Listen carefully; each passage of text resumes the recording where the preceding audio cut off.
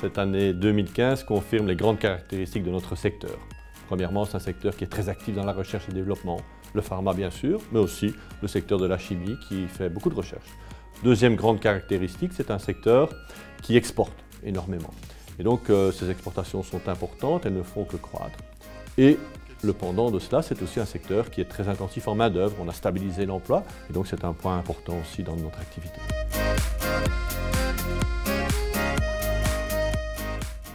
La Wallonie veut aussi que les centres de compétences puissent trouver des synergies, se rapprocher et puissent fonctionner aussi au travers de plans pluriannuels d'objectifs et être financés en fonction des résultats obtenus pour faire en sorte que les bénéficiaires puissent y trouver le meilleur.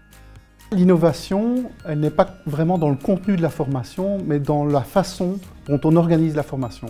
Et donc, il s'agit d'organiser un parcours de formation dans lequel on combine de la formation en classe, de l'expérience pratique, et c'est le plus important, et puis de l'échange avec d'autres. On a de très bonnes expériences avec les stages en alternance. L'étudiant y découvre en fait le milieu industriel. Et naturellement, pour l'employeur, c'est aussi un excellent canal de recrutement. Si on est très content des étudiants, si on a des opportunités d'embaucher des gens, on va certainement regarder à ces gens-là. Le CFOCHIM a deux grandes expertises. La première expertise, elle passe par ses formateurs qu'on va engager, des gens qui ont 10, 15, 20 ans d'expérience de terrain derrière eux. C'est vraiment des industriels qui leur transmettent leur expérience de terrain. La deuxième expertise, elle est d'ordre équipement, qui sont similaires à ceux qu'on rencontre en industrie. Donc ça permet de mettre nos stagiaires dans un environnement identique à celui qu'on retrouve en industrie.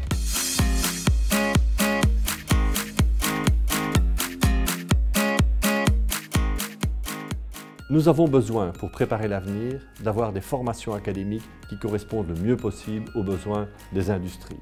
Mais ce n'est pas tout. On a besoin d'un deuxième élément, et ce deuxième élément, c'est un chaînon qui va rassembler le monde académique et le monde de l'industrie pour parfaire ces formations et leur permettre de correspondre vraiment mieux aux besoins de nos industries.